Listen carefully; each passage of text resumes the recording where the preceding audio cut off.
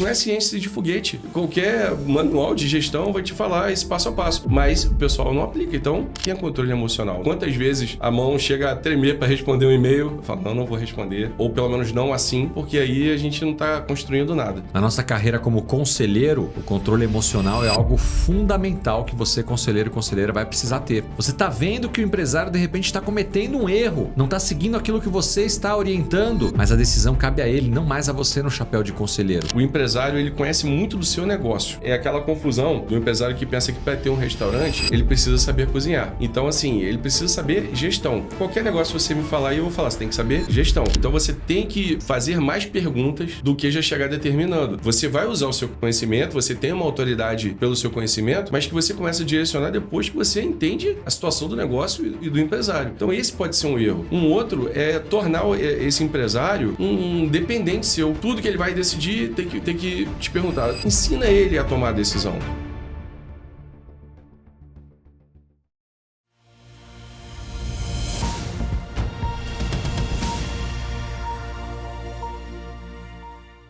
Olá, conselheiros, conselheiras, sejam todos muito bem-vindos a mais um episódio aqui do nosso podcast, que vai ao ar tanto pelo YouTube como pelo Spotify aqui da Board Academy. Se é a sua primeira vez no nosso canal, muito obrigado pela sua audiência e peço que você faça a sua inscrição e ative o sininho. Assim você será notificado de outros episódios, não só do podcast, como também de outros conteúdos aqui da Board Academy. No podcast Os Conselheiros, nós convidamos empresários, executivos, conselheiros que falam um pouco da sua trajetória de vida pessoal, profissional, trazendo insights valiosos para aprendizado nosso aqui. Espero que você goste do nosso episódio de hoje, onde eu trago ele, que é gestor há mais de 25 anos na Petrobras. Você conhece a Petrobras? Então você imagina o gigante e o tanto de coisa que tem para fazer ali. E durante uma trajetória de mais de 25 anos, nós vamos falar com ele, que também é board member, formado aqui pela Board Academy e também, além da Petrobras, certamente em breve estará ajudando outras empresas, porque esse é o nosso propósito aqui na Board Academy. Ajudar, ou melhor, salvar as empresas brasileiras, e certamente esse nosso convidado também, com tanta experiência, tem muito a contribuir com as empresas brasileiras. Eu estou falando de Alex Bicudo. Alex, seja muito bem-vindo ao nosso podcast. Marcelo, muito obrigado pelo convite. Muito obrigado, é um prazer estar aqui conversando com vocês e participar também aqui da programação da Board Academy. Alex, eu te apresentei como um gestor, né? Alguém dentro da Petrobras que ocupa um cargo de liderança, de gestão e 25 anos de experiência. É curioso a gente pensar que hoje, para os jovens, 25 anos numa mesma empresa é algo quase que impossível. Sim. Né? Então eu queria que você começasse a nossa conversa contando como foi essa trajetória, como que você entrou lá atrás, ainda imagino que um jovem, né? Não sei se primeiro ou não emprego, mas como foi isso e ao longo desses 25 anos, como tem sido a sua atuação? Porque eu não vejo nenhum problema, inclusive eu acho um grande mérito trabalhar tantos anos numa mesma empresa, desde que não seja no mesmo cargo, na mesma atividade, ou seja, conta pra gente brevemente como é que foi esse período aí. Sim, com prazer. Eu vou até começar de trás para frente, porque a Petrobras, ela, por ser tão grande, ela tem isso de interessante. Você pode mudar de emprego trabalhando em várias áreas dela. Eu acredito. Então, isso é bem legal. E aconteceu isso comigo. Mas, voltando, como eu entrei na Petrobras, eu entrei no ano de 2000. E, na verdade, eu não queria trabalhar na Petrobras. Eu tinha feito uma visita quando eu fazia escola técnica lá a uma refinaria da Petrobras, eu não gostei muito do ambiente, achei contaminado e não queria trabalhar. Mas anos depois surgiu uma oportunidade para trabalhar em outra unidade da Petrobras, que era o Centro de Pesquisa da Petrobras, que é onde eu trabalho até hoje, são 25 anos. E aí eu trabalhei 2 anos lá como contratado e depois teve um concurso para técnico, que na época ainda era formado como técnico, eu sou técnico também de formação. Fiz o concurso para técnico, trabalhei alguns anos como técnico, depois eu fiz para engenheiro químico, que é a minha outra formação. E aí, esses anos todos, trabalhando no Centro de Pesquisas da Petrobras. Só que, depois de alguns anos, eu assumi a posição de gerente. Então, nesses 25 anos, eu não fui gerente o tempo todo, mas eu já sou há 10 anos gerente na empresa. E vamos dizer o seguinte também, é importante citar isso, né? Que existe uma diferença brutal em ser um gerente ou mesmo um supervisor numa empresa do porte da Petrobras e ser um gerente Sim. numa empresa familiar, numa empresa de pequeno porte, Sim. né? Tem empresas que um cargo de diretoria ou mesmo de presidência não equivale a ser gerente numa grande corporação como você está. Sim, isso acontece muito. Quando a gente está em eventos, até como esse aqui, a gente conhece alguns colegas, não, eu sou diretor, né? Então, assim, mas quando você vai ver as Qual o seu atribuições... budget, né? Quanto você administra? Quantas pessoas estão debaixo da sua supervisão? Exato. Quando você vai ver as atribuições, a equipe, a carteira que está na responsabilidade dele, às vezes é infinitamente menor. Então, sim, o cargo de gestão, de gerente na Petrobras, e são vários níveis de gestão também, de gerência que você tem, são cargos que têm uma responsabilidade atribuída muito grande, tanto financeira quanto com pessoas, né? Hoje, para você ter uma ideia, hoje na minha posição, a carteira é de mais de R$1 bilhão e tem centenas de colaboradores, deve ter uns 600. Então, entre diretos e indiretos, né? Então, sim, é uma responsabilidade grande. E quando eu entrei na carreira gerencial, eu comecei a ter experiências bem distintas. Eu comecei a passar por áreas bem diferentes na empresa. Então, eu trabalhei na área de P&D alguns anos, depois eu passei rápido por uma área de manutenção, passei por uma área de análises químicas, transição energética e atualmente estou na área de execução de obras. Então, você vê que são áreas totalmente diferentes, mas que, para mim, foram ótimas porque me deram uma bagagem de gestão e liderança muito boa, que eu exerço hoje. E se tivesse que citar aí quais foram os aprendizados mais marcantes ao longo dessa carreira, o que você traria à mente? Alguns pontos. Um ponto que eu aprendi logo cedo, eu tive alguns bons tutores no meu início de carreira gerencial, e aí estou respondendo mais referente à carreira gerencial, assim, o cuidado com as coisas, o cuidado com os detalhes.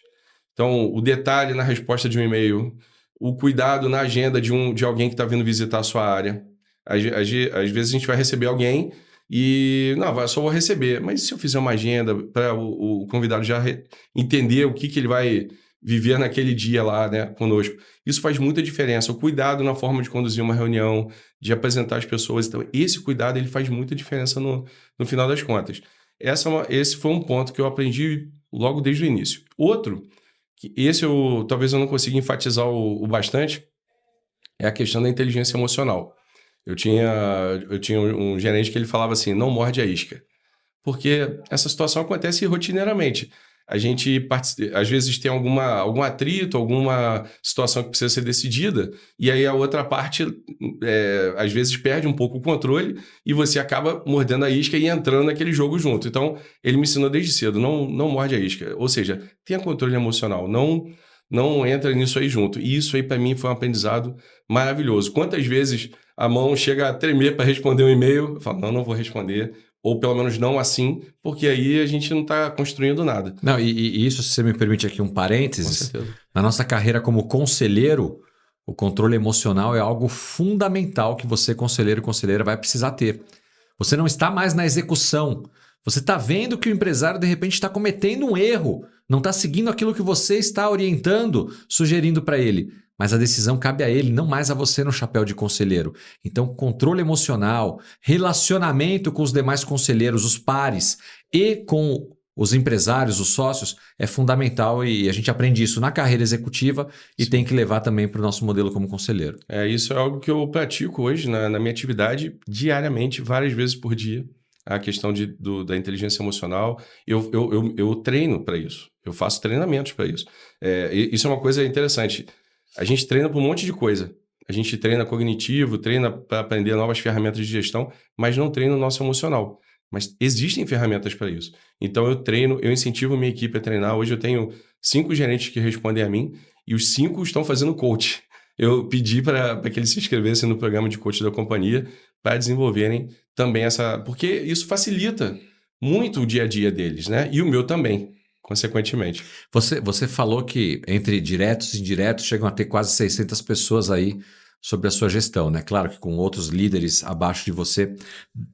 Dentro desses 25 anos, ou dos 10 anos mais propriamente agora de gestão, qual teria sido o maior desafio em termos de liderança propriamente? A gente sabe que liderar não é fácil e não tem nada a ver com um cargo, né? Liderar é algo que vai muito além de ter simplesmente um chapéu lá de supervisor, gerente ou diretor. Em 25 anos, dá para citar aí algum grande desafio aí que possa ser público, né? Que você possa falar? Sim, eu vou citar dois. Um talvez tenha sido o desafio da maioria dos líderes, que nesse período já era líder, que foi liderado durante a pandemia. Esse aí foi um desafio enorme para mim como gestor, porque no meu caso específico, eu estava liderando uma equipe, aí já era uma equipe menor, mas já eram umas 100 pessoas. E eu estava num estado, liderando uma equipe em outro estado, e tudo online. E todo mundo apavorado com a doença, com medo e perdendo pessoas. Então, esse para mim foi um grande desafio, porque eu tinha que estar atento às questões emocionais e até mentais da equipe e a minha própria. Porque eu não estava fora do contexto da pandemia, eu estava ali dentro. Então, esse foi um grande desafio para mim. E um outro grande desafio é justamente você liderar líderes. Isso para mim foi um jogo totalmente diferente. Quando eu era o gerente da unidade, numa posição um pouco iniciante ainda, eu era o gestor da unidade, então, enfim, né, eu conduzia as coisas ali com a visão que eu tinha. Quando eu comecei a ser gerente de outros gerentes, aí o jogo muda, porque você tem visões diferentes. Então, hoje eu tenho 5. Então, você imagina que são 5 visões de mundo e de gestão de liderança totalmente diferentes. Então, você liderar esse grupo de forma coesa para fazer o que tem que ser feito e alinhando as visões de cada um não é um desafio muito fácil. E também requer preparo, requer estudo, requer muito diálogo também com cada um deles. E aí eu desenvolvi na minha liderança, um conceito que é muito conhecido, tradicional já, que é o conceito de liderança situacional. É ser o líder que cada um precisa. Então, tem um que eu chego e falo, olha, tem que fazer isso aqui. Ele, antes de eu terminar a fase, ele já pega e já vai fazendo, já sabe. Mas tem outros não, que eu preciso dar todo o contexto, explicar o porquê da importância daquilo ali. Fazer junto. Fazer junto. Então, tem outros que já voltam muitas vezes para se certificar de que entenderam bem. E tá tudo certo, não tem o melhor. É o jeito de cada um. Eu tenho uma frase que eu costumo usar que diz que não existe nada tão desigual do que tratar todos de forma igual. A gente fala tanto da diversidade, da importância de ter pessoas diferentes, mas nada vai adiantar tratar essas pessoas da mesma forma, já que elas são diferentes e precisam de um tratamento conforme a liderança situacional. Cada um de acordo com a sua necessidade, né? Sim, e o seu momento. Que às vezes aquele colaborador, aquele líder, ele tem um comportamento típico, mas naquele dia ele não está daquele jeito. Às vezes aconteceu alguma coisa em casa, na vida. Então você precisa estar atento ao momento também. Não só a personalidade ou o perfil comportamental, mas ao momento dele naquele dia. Às vezes não é o melhor dia para você ter aquela conversa. Então isso é uma sutileza que você pega com experiência apenas. Não tem treinamento que vai te ensinar isso. Você tem que estar atento a isso e buscar se desenvolver a esses aspectos de liderança. Bacana. Eu não sei se você já leu, se não, fica aqui a recomendação para você e para vocês que estão nos assistindo. Tem um livro do Rancharan, Pipeline da Liderança. Eu tenho. Você tem, né? Eu tenho. Então, e esse livro ele fala um pouco sobre isso que você trouxe, da escadinha, né? Do crescimento enquanto líder. E eu lembro, você falando, me veio aqui um filme, né? Lá com, acho que 23 para 24 anos, minha primeira supervisão. Super difícil. Eu era um cara bom tecnicamente, que de repente foi alçado a uma supervisão e agora tinha que liderar 3, 4 colegas, né? Muito difícil. E depois que eu superei aquilo, achei que tinha aprendido, aí veio a segunda fase, que era mais difícil ainda. Como gerente, gerenciar supervisores. E depois, como diretor, supervisionar gerentes. Então, a cada nível, ou seja, a cada degrau dessa escadinha, segundo o Rancharan, traz as suas peculiaridades, as suas dificuldades, os seus desafios, né? Sim. Então, o líder ele vai crescendo junto com esse conforme ele vai crescendo nos cargos, vai crescendo também a forma dele liderar e isso muda em 25 anos de profissão, com certeza você já viu muita coisa aí. Eu não sei no seu caso, se você foi alçado supervisor, dentro da equipe que você trabalhava. Fui. Então, esse é um desafio adicional. Gigante. Eu perdi os amigos, não me chamavam mais pro bar. Você sai do grupo do WhatsApp. Exatamente isso. Eu sei que você, além de executivo, então, da Petrobras e board member aqui formado pela Board Academy, você também atua como mentor, né? Como é que foi isso? Como começou isso? Tava faltando trabalho lá na Petrobras? Estou com tempo, acho que agora eu vou ser mentor também. De forma nenhuma, né? O que não falta é trabalho. Mas como é que aconteceu isso? Nessas formações... os MBAs e formações que a gente faz, às vezes fora da empresa e às vezes pela empresa, a Petrobras tem isso de bom, ela prepara muito, ela forma muito seus colaboradores. Nesses treinamentos eu conheci muitos empresários e o que eu percebi?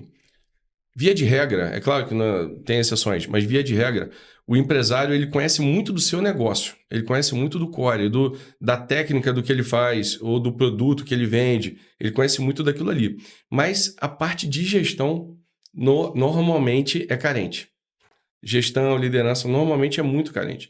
É aquela confusão do empresário que pensa que para ter um restaurante ele precisa saber cozinhar. Então, assim, ele precisa saber gestão. Qualquer negócio que você me falar, eu vou falar, você tem que saber gestão. E com a gestão você vai contratar as pessoas certas, o cozinheiro certo, né? Vai saber comprar, fazer o estoque do seu restaurante. Então, é gestão. E essa é a grande razão que faz com que tantas empresas quebrem no Brasil. Se eu não me engano, 80% das empresas não passam do segundo ano de existência no Brasil, de vida no Brasil. Não sei se a estatística está correta, mas é algo... Se não for 80, é 70 e poucos por cento. É algo assim. Então, o que eu comecei a ver? Como eu tinha esse conhecimento acumulado em gestão, tanto pela experiência dessas áreas diferentes que eu fui passando, como pelas formações que eu fui adquirindo, eu falei, poxa, eu posso ajudar. Eu posso ajudar. Às vezes, numa conversa, num jantar, às vezes eu dava um insight para o empresário que aquilo ali já dava uma sobrevida para ele. Então, eu falei, então por que não profissionalizar essa ajuda? Então, eu desenvolvi um método baseado nos conhecimentos que eu desenvolvi ao longo da carreira, e é claro que não tem nenhuma ciência de foguetes ali. Se você for olhar o que tem no meu método, é o clássico de gestão... O arroz com feijão bem feito. Exatamente, o básico bem feito. Eu tinha um diretor que falava isso, é o básico bem feito. Então... é isso que eu aplico, mas é claro, tem uma camada que aí é só minha, que é a minha vivência, é a minha experiência, e aí você sabe disso também. Com o tempo, você começa a ter um repertório de situações, olha, já vivi algo parecido com isso, então o melhor a fazer é seguir esse caminho. Então isso é a cerejinha do bolo, é o diferencial do meu método para outros que você pode encontrar no mercado ou de um vídeo no YouTube. Então, eu comecei a ajudar. E tem sido muito bom, é muito gratificante, sabe? Ver os empresários sendo ajudados, implementando essas soluções aí nos seus negócios e ficando fortalecidos. Você acabou vindo para a Board Academy e se formando como conselheiro oriundo dessa experiência como mentor? Ou seja, para dar um próximo passo depois da mentoria? Exatamente, porque...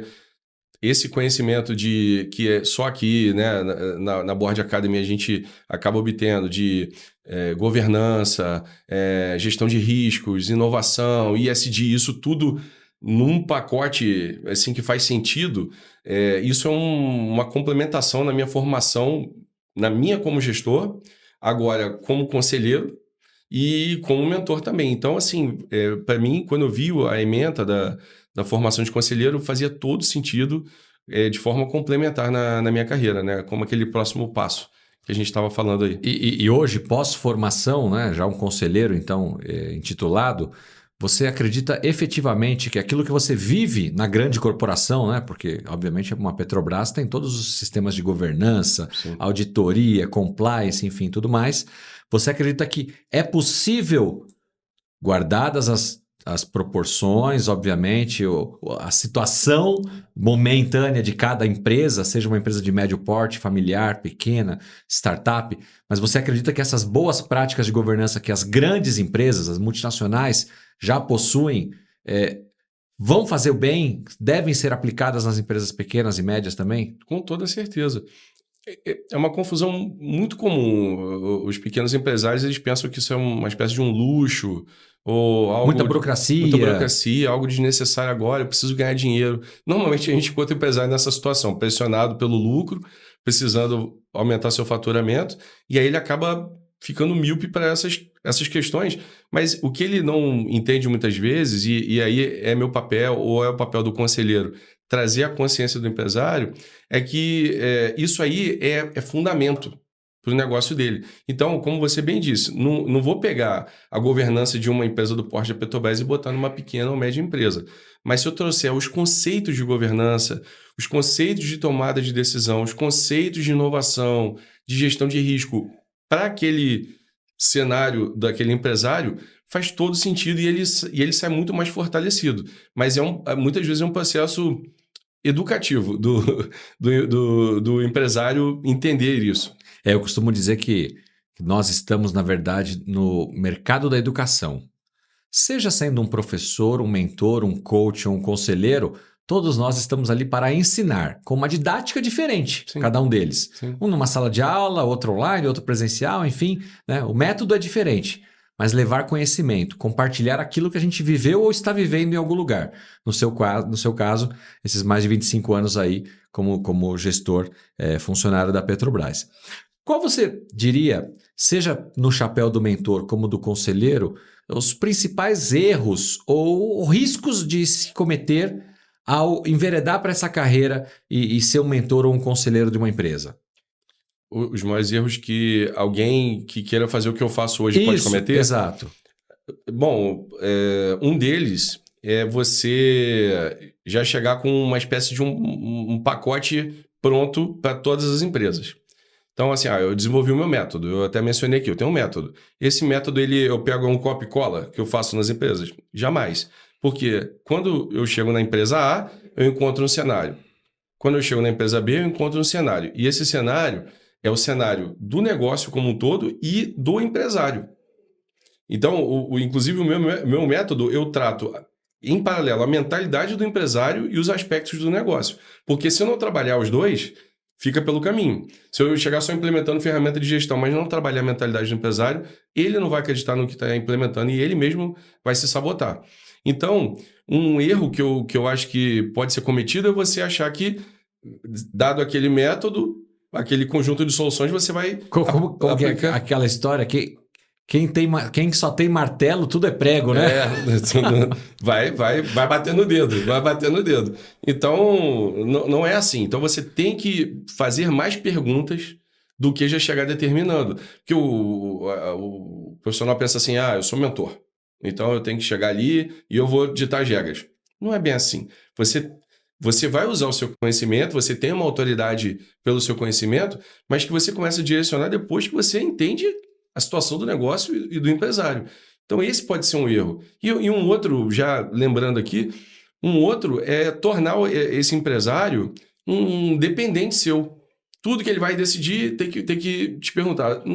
Ensina ele a tomar a decisão. Mostra para ele, ou até implanta a governança, agora com conhecimento de conselheiro, isso é algo que eu posso também oferecer a ele. Implanta uma governança no seu negócio, de modo que as decisões sejam tomadas de forma segura, com uma visão holística. Então, esses talvez seriam os dois principais erros que um profissional pode cometer. A dependência e já a pré-determinação de regras ali, de orientações para todas as empresas de forma igual. Se você me permitir, eu vou incluir um terceiro, Claro.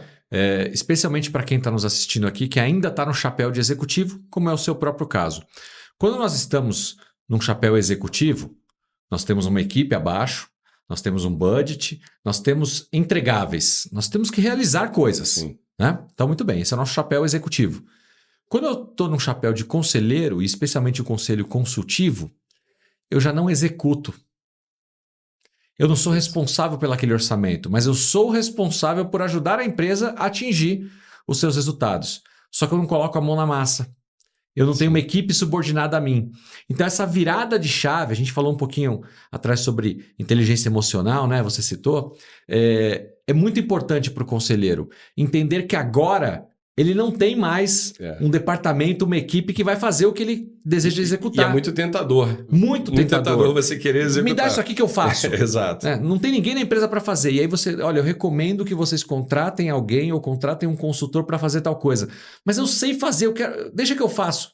Essa é uma armadilha para os conselheiros. Então, conselheiro, conselheira, não faça isso. E se você fizer parte de um conselho onde algum outro conselheiro está caindo nessa armadilha, você falou uma palavra do seu colega, como é que é?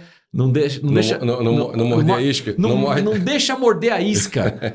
Várias vezes acontece isso comigo. Quando eu vejo que um conselheiro colega tá pegando uma coisa para fazer, opa, para, cara, não é nosso papel. Sim. A empresa tem que ter alguém dentro para fazer ou contratar uma consultoria, alguém para fazer. Sim. Nós podemos orientar. Lembra do nosso papel, professor? Então eu posso ensinar, eu posso sugerir, recomendar, mas o verbo fazer não compete a nós. Então acho que esse também é um erro que a gente sugere, pode... Exato. Sugere, recomenda, aconselha. E como mentor também. Eu não sou o CEO da empresa. Claro. Eu dou orientação, mas eu sempre enfatizo, a decisão é sua. Inclusive... Um ponto interessante, que é bom a gente também falar aqui com o nosso público, quando você vai visitar uma empresa e essa empresa não tem conselho, é muito difícil, usar a palavra impossível não, mas é muito difícil que o empresário que não tem um conselho, o nível de maturidade dele, ele não entendeu ainda o quanto aquilo vai gerar de resultados para ele, né, no nível de maturidade empresarial. Então é muito difícil que ele já simplesmente implemente um conselho. Eu vou contratar aqui 3, 4 conselheiros, vou pagar uma remuneração, não sei, de 10, 15, 20 mil reais por mês para cada um deles e o cara acorda na segunda-feira com uma despesa mensal de 60 mil reais a mais. Sim. Não é assim que vai acontecer. Na prática, o que ele vai fazer? Ele vai contratar talvez um mentor, talvez um advisor, alguém que vai fazer um trabalho de consultoria primeiro, vai ganhar confiança, credibilidade, vai entregar algo para depois caminhar num processo de maturação para governança e implementação de um conselho. Sim. É por aí, você entende assim também? Entendo, exatamente. E até mesmo para ele contratar um mentor, muitas vezes ele não tem esse nível de consciência ainda, né? Porque assim, qual é a realidade que a gente encontra? Normalmente o empresário é o fundador, ele construiu aquele negócio do zero, então a mentalidade dele, olha, eu botei isso aqui de pé. Estou faturando, tenho cliente e tal, quando é o caso, né? Então, ele pensa assim, olha, ninguém sabe disso aqui mais do que eu. E está correto pensar assim. No entanto, tem outras camadas de conhecimento que faltam a ele. Quando que ele começa a procurar essa ajuda aí? Quando começa a apertar. Quando ele começa a ver que está querendo crescer... Tem uma dor. Tem uma dor. E aí, às vezes, a gente precisa implicar essa dor. Fala assim, olha, você está deixando dinheiro na mesa. Se você continuar nessa crescente aqui, você vai quebrar lá na frente. Porque o seu caixa, olha como é que está performando. Então, aí ele chega naquela situação que ele não sabe o que fazer. Aí, nessa hora, ele vai atrás de ajuda. Às vezes dá tempo de recuperar, às vezes não. Mas eu percebo que o nível de consciência do empresariado está aumentando bastante também.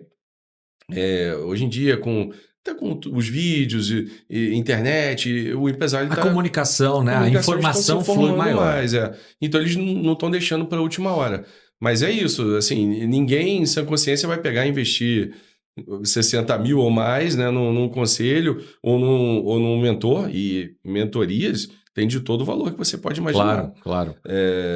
Mentorias e consultorias também. Então, ele só vai investir naquilo ali se ele tiver uma dor muito clara para ele que tem que ser resolvida e que vai ter ROI em cima do investimento dele. Eu costumo dizer o seguinte, né? Pegando aqui uma frase do Faria Souza, o CEO e fundador aqui da Board Academy, que casa de ferreiro, espeto tem que ser de aço. Então, se nós somos uma casa de governança, a casa do conselheiro, formadora de conselheiros, algumas pessoas perguntam, a Board Academy tem conselho? Sim, a Board Academy tem 2 conselhos. Tem o seu conselho de administração e tem também o conselho consultivo. E dentro do nosso conselho consultivo, nós temos o Walter Longo, né? Uma pessoa com conhecimento aí de mercado violento, foi presidente de grandes empresas e é realmente uma referência. E eu ouso dizer que boa parcela de responsabilidade pelo crescimento, pelo sucesso que a Board Academy tem, se deve às mãos do nosso conselho consultivo, que nos provoca, que nos faz sair do quadrado, de pensar de uma forma, aquilo que você falou, é quase que uma oxigenação, né? Sim. Olhar para aquilo que a gente não está olhando, para as outras camadas, como você usou. Essa é a grande importância de um conselho consultivo e a gente vive isso na pele aqui com o conselho consultivo que provoca eu, Farias, Eduardo, a diretoria da Board Academy a todo instante. Então, se funciona para a gente, certamente vai funcionar para a sua empresa aí. E busque mais informações, maior conscientização, maturidade para também implementar o seu conselho. Você está atuando numa carreira executiva ainda, né? Lá como gestor da Petrobras. Se você não fosse se tornar conselheiro efetivamente para atuar como conselheiro, uma formação como conselheiro já te ajudou, já te ajuda hoje como executivo a ter uma visão diferente? Totalmente. A gente pode trazer vários aspectos, inclusive alguns que eu já citei aqui. A parte de gerenciamento de riscos, por exemplo. Qual atividade que não tem risco? Qualquer atividade executiva você vai ter riscos. Ah, mas a minha atividade é jurídica. Não existe risco jurídico? Existe um risco de não entregar alguma peça jurídica ali que vai afetar a empresa? Ou então, na minha atividade de pesquisa, não existe risco associado à pesquisa? Não existe atividade que não tem risco. Então, esse entendimento do gerenciamento de riscos é muito importante. Outra coisa, a gente aprende na formação também sobre planejamento estratégico. Que atividade dispensa planejamento estratégico? Todo mundo faz? Não. Mas deveria fazer? Sim. Então, eu posso ter dentro da minha gerência, a Petrobras ela tem lá a missão dela, a visão e os valores, mas eu posso dentro da minha gerência fazer o meu planejamento estratégico, construir a minha missão, a minha visão e os meus valores dentro da minha área de atuação. Então, isso é outro conhecimento que é adquirido na formação de conselheiro. A parte de inovação também. ESG hoje também todas as empresas estão inseridas, a grande maioria, né, nesse contexto. Então, quem não tiver vai ficar para trás. Exato. A questão de diversidade, até a questão de IA a gente aborda na formação e é outra coisa que está nesse mesmo contexto aí. Quem não souber, não estiver praticando, vai ficar para trás. Bacana. Então complementa demais, com certeza. Dentro da sua atuação como mentor, vou colocar mentor/conselheiro, né, nas empresas que você já atuou, tem algum caso emblemático, algum case que você possa, mesmo sem citar a empresa, contar? Cheguei lá e tinha essa problemática e o que a gente fez e como trouxe uma solução? Teve o primeiro que topou a aventura de ser meu mentorado. Era uma empresa de tecnologia e quando eu cheguei na empresa, qual era a realidade do CEO? Ele estava assim, soterrado de trabalho, ele ficava pulando de uma reunião para outra e estava patinando no faturamento dele, ele não conseguia andar. Então, e a equipe assim, totalmente... A equipe estava desestruturada, pequena e pouco especializada. Então, a gente primeiro implementou um planejamento estratégico e depois a gente foi estruturando os processos dele. E aí eu abro um parênteses, Marcelo. Uma coisa que eu vejo que os empresários negligenciam demais são os processos. E assim, eu tenho dificuldade de entender como você toca um negócio sem processos. Porque com o processo, você, primeiro, traz um colaborador novo, você já tem ali um manual de operação para entregar para esse novo colaborador. Então, a curva de aprendizado já diminui demais e a assertividade aumenta demais. Então, esse é o primeiro ponto. Segundo, todo negócio deveria ter algum tipo de métrica de produtividade. Como que você vai ter métrica de produtividade se você não tem um processo estabelecido e não sabe, por exemplo, quanto de HH que eu gasto para executar aquela atividade? Entende? Então, assim, é algo fundamental. Então, a gente fez o planejamento estratégico dele. Ao fazer o planejamento estratégico, a gente identificou quais processos a gente precisaria mapear e priorizar e assim foi feito. Quando ele fez isso, ele começou a contratar novas pessoas e o pessoal já entrou jogando. Porque tinha o processo pronto, ele dava uma treinadinha, mas já tinha o processo ali na mão. É claro, vai ajustando, depois, né? Isso aqui não ficou tão bom, vai ajustando. Mas então, assim, rapidamente ele subiu o ticket médio dele, porque ele começou a atuar estrategicamente, saiu das reuniões, porque o pessoal já sabia como conduzir as reuniões sem ele. E o ticket médio dele subiu em poucos meses 40%, e hoje acho que ele triplicou o faturamento dele. Veja, é como eu falei lá no início, não é ciência de foguete. Qualquer manual de gestão vai te falar esse passo a passo. Mas o pessoal não aplica. Então, esse é um caso que eu tenho muita alegria. Quando eu converso com ele, hoje em dia ele fica incomodado. Pô, eu tô aqui sem participar de reunião, a empresa está rodando sem eu estar lá, entendeu? Então ele consegue tirar férias agora, coisa que ele não conseguia antes. E qual que é o próximo passo para transformar essa mentoria numa posição numa cadeira de conselheiro? Bom, concluir a formação, fazer ali parte da nossa formação é o conselho na prática, então é concluir, e aí a gente ir fazendo os networkings, conversando, vendo as empresas que temos afinidade para identificar as oportunidades para estar como conselheiro. Eu estou bem ansioso para assumir a minha primeira posição em conselho e poder colaborar com essa experiência que eu tenho aí com as empresas, de fortalecer as empresas no Brasil. Isso acredito que é um propósito que eu desenvolvi. Essa estatística de empresas, tantas empresas que quebram, ela tem que reduzir. Ela tem que cair com a ajuda de nós, conselheiros, mentores e consultores, né? Pessoas que têm algum tipo de experiência que podem ajudar nessa área. Dá para ser conselheiro e ainda ser executivo ao mesmo tempo? Dá. As reuniões de conselho, pelo que a gente aprende aqui na formação, tem uma frequência mensal.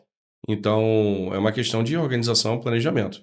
Então, dá. Eu creio que é possível, sim. Ainda não estou atuando como conselheiro de fato, mas eu creio que vai ser perfeitamente possível, sim.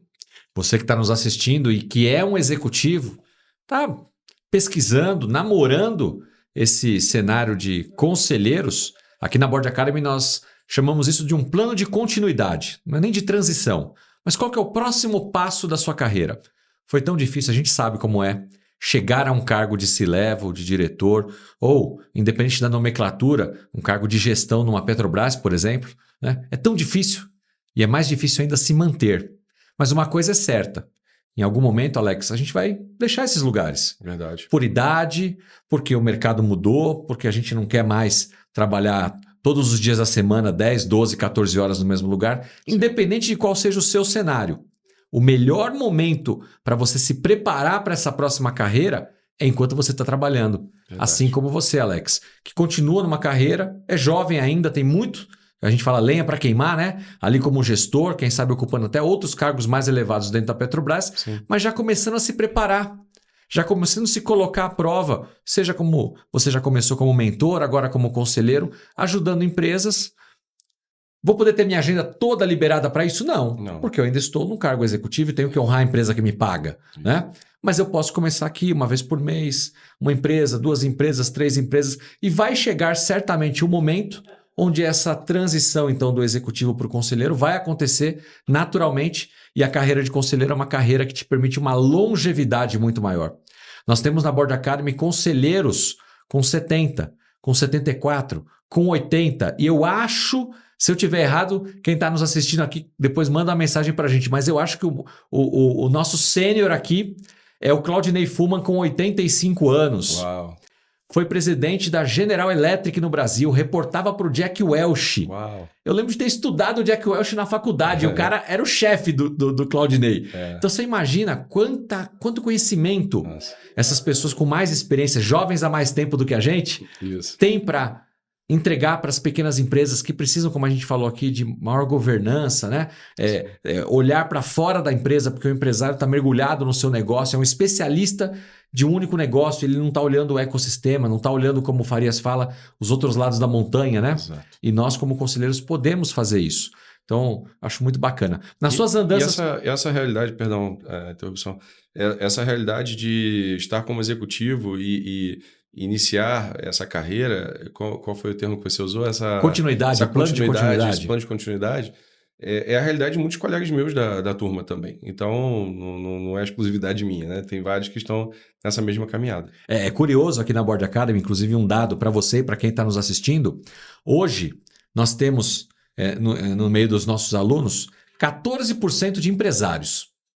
Empresários que vêm estudar para depois montar o conselho na própria empresa. Alguns acabam gostando da brincadeira e querem também ser conselheiros de outras empresas. Sim. Mas o principal foco é Estou ouvindo falar tanto desse negócio de conselheiro, de boas práticas de governança, deixa eu entender um pouco isso para ver se faz sentido. E aí ficam apaixonados, entendem como isso Sim. muda o ponteiro de uma empresa, a história, o futuro de uma empresa, e aí implementam o seu conselho. Sim. Aí nós temos mais ou menos 50% a 55% de camada executiva, presidente, CEO, COO, CFOs, diretores em geral, dos mais variados segmentos, que vêm para esse plano de continuidade, se preparar para o próximo nível, já estando atuando ainda na carreira executiva, mas já se preparando para a próxima carreira, e um percentual ali de 30 e poucos por cento que já são conselheiros, já atuam em conselheiros e buscam o quê? Uma atualização. Uhum. Porque o conselheiro também precisa se atualizar. Sim. Você citou aqui algumas coisas, né? ESG, inteligência artificial, até a pandemia, a gente nem falava dessas coisas direito. É verdade. Né? Então, por exemplo, eu fiz o IBGC em 2012. Sistemas não estavam na pauta. Então, a pessoa precisa buscar atualização e a Board Academy também se torna uma escola não só formadora, mas que também traz essa atualização para aqueles que já atuam como conselheiros. Então, a gente tem um ecossistema aqui bem variado, bem diverso, mas todos com o mesmo propósito, que é o mais importante: ajudar as empresas brasileiras. Empresas de médio porte, empresas familiares, startups, o terceiro setor, as cooperativas. Tem tanto mercado, tem tanta oportunidade, são centenas de milhares de oportunidades para a gente poder ajudar. E não só em São Paulo, mas a gente está falando de nível Brasil. Né? A Board Academy abriu agora escritório no México. México, mais de 80% das empresas são familiares. Tem um oceano azul de oportunidades no México. Será que os executivos, os conselheiros brasileiros estão abertos para também atuarem fora do Brasil, num país latino, né? Fala espanhol, fala inglês? Às vezes a gente tem que se preocupar com isso também, a preparação não só técnica, mas como a gente falou do comportamento, da inteligência emocional, e por que não falar dos idiomas também? Sim. Porque nós temos conselheiros estrangeiros que vêm para o Brasil. E aí o brasileiro atua só aqui, sendo que poderia atuar na América Latina, em Portugal, na Espanha, em outros países também, né? Caminhando para o nosso final aqui, Alex, tem mais uma pergunta para você, que diz respeito nas suas visitações aí, mentorias que você tem feito nas empresas. Eu perguntei dos principais erros que você tem visto. Agora eu quero perguntar sobre as dores. Porque eu também tenho feito ultimamente uma analogia do conselheiro com o médico. Eu tenho dito que nós somos grandes médicos e os empresários são os nossos pacientes. E cada paciente, quando vai a um hospital, a um PS, a um pronto-socorro, ele vai com uma dor. Pode ser uma dor de cabeça, uma dor de ouvido, uma dor de garganta, quebrou a perna, certo? São coisas distintas. Sim. Não dá para eu ter um martelo e querer tratar tudo com o prego. Não dá para eu querer dar antibiótico para todo mundo. Exato. Ou aspirina. Né? Então, nas suas andanças aí, quais são as principais dores que você tem visto no empresariado e como um conselheiro, então, pode ajudar esse empresário a solucionar essa dor? Eu posso, assim, do ponto de vista de gestão, eu vou citar duas dores, assim. Uma de liderança, e uma referente à liderança e outra referente à gestão. Do ponto de vista de gestão, o que acontece é falta de clareza, falta de dados. As empresas não enfatizam o suficiente a importância dos dados e tomam decisões baseadas em feeling, em achismo ou no que viu na TV, na notícia. Ou que deu certo até agora e acha que vai continuar dando certo. Né? Aquela coisa do mercado financeiro, né? Resultados passados não garantem o futuro. Então, faltam dados. E muitas vezes os dados até estão disponíveis, mas eles não são tratados e apresentados de forma que te ajudem a tomar decisão, fazer um dashboard, um BI, algo do tipo. Então, assim, essa daí é generalizada. São poucas as empresas que, de fato, trabalham suas massas de dados para tomar decisão melhor. Assim, é uma questão de perfil de gestão. Eu sou o data-driven, né? Eu tomo decisão baseada em dados. Eu não vou sugerir uma expansão de um negócio ou sugerir um aumento de portfólio se eu não tiver dados que me provem isso, que essa é uma boa decisão. É claro, nem sempre temos todos os dados disponíveis, mas você tem que alguma coisa. Você não pode, eu acho que isso aqui é um bom caminho. Já vi muita gente se dando mal por conta disso. Então, a falta de clareza e a falta de decisão baseada em dados, eu acredito que seja uma dor quase que universal. E do ponto de vista de liderança, pelas razões que a gente já comentou aqui, do CEO, ele normalmente ser o fundador da empresa, ele ter erguido a empresa do zero, muitas vezes ele não consegue delegar efetivamente as tomadas de decisão. Ele não consegue ensinar seus líderes, sejam formais ou informais, a tomar a decisão adequadamente. Então, tudo passa por ele. Ele vira gargalo na operação dele. Então, ele se sobrecarrega e sobrecarrega o negócio. Então, o que poderia crescer com muito mais fluidez e velocidade, não cresce e ele fica sobrecarregado, trabalhando, 24 horas, sem férias, sem final de semana, porque todas as decisões têm que passar por ele. Ele não confia. Ele não confia porque ele não delegou. E também não tem processos. Aí volta. Não tem processo. Porque se tivesse processo, o processo ajuda o colaborador a tomar decisão. Claro. Você pode colocar lá, olha, se, né, como se fosse uma função, né? Se acontecer essa situação, decida isso. Se acontecer essa outra, decida aquilo. Se você faz a estruturação do seu negócio, as decisões são tomadas com mais confiança e você começa a ter mais espaço, mais tempo para respirar. Então, eu diria que essas são as duas principais dores que eu encontro aí nos negócios. E os conselheiros, então, estão ali para poder apoiar esse empresário com essas dores ou a dor que eventualmente ele venha a apresentar. Eu costumo dizer que nós, no nosso processo de prospecção, de conversa com os empresários, antes de sair falando, nós temos que exercitar a tal da escutatória, né? Nós temos que ouvir desse paciente, desse empresário, quais são as suas dores, para então a gente entregar o remédio correto, que invariavelmente vai passar por uma boa prática de governança, implementação de processos, mitigação de riscos, para que no final das contas esse empresário possa ter melhores resultados. É isso, né? Exatamente. Muito bom. Alex, quero te agradecer muito por estar conosco aqui no podcast Os Conselheiros. Parabéns pela sua carreira, pela sua trajetória. Obrigado pela confiança em vir para a Board Academy também buscar sua formação como conselheiro. Você sabe que você é um board member, é de casa, então conta com a gente na sua trajetória, porque certamente a gente conta com você. E mais uma vez, muito obrigado. Eu que queria agradecer, assim, para mim foi uma honra ser convidado para estar aqui nesse podcast, sentar aqui nessa cadeira onde tantos conselheiros importantes já sentaram, estar aqui diante de você, meu mestre no curso também, né? Assim, e uma pessoa com um currículo pessoal e profissional invejável. Então, foi uma honra para mim estar aqui, um prazer enorme falar com você aqui nesse momento e espero que a gente tenha outros encontros desse aqui para falar mais aí e ajudar as empresas que estão precisando tanto, né? É isso aí, com certeza não faltarão oportunidades. Muito obrigado mais uma vez. Obrigado. E a vocês que nos assistiram aqui no podcast Os Conselheiros, muito obrigado pela sua audiência. Se foi a sua primeira vez aqui conosco, te convido a fazer a sua inscrição, ativar o sininho para que você receba então outros conteúdos como esse. Hoje nós conversamos com Alex Bicudo, que é gestor há mais de 25 anos na Petrobras, mentor e também conselheiro. Pode ajudar aí a sua empresa, empresário. Conversou, viu aqui, assistiu, viu a experiência do Alex? Entre em contato com ele lá no LinkedIn, Alex Bicudo, né? Isso. Alex Bicudo. Não conseguiu, pode procurar pela Board Academy também, que a gente faz aí a conexão. Muito obrigado mais uma vez e nós nos vemos no próximo episódio. Até mais. Tchau, tchau.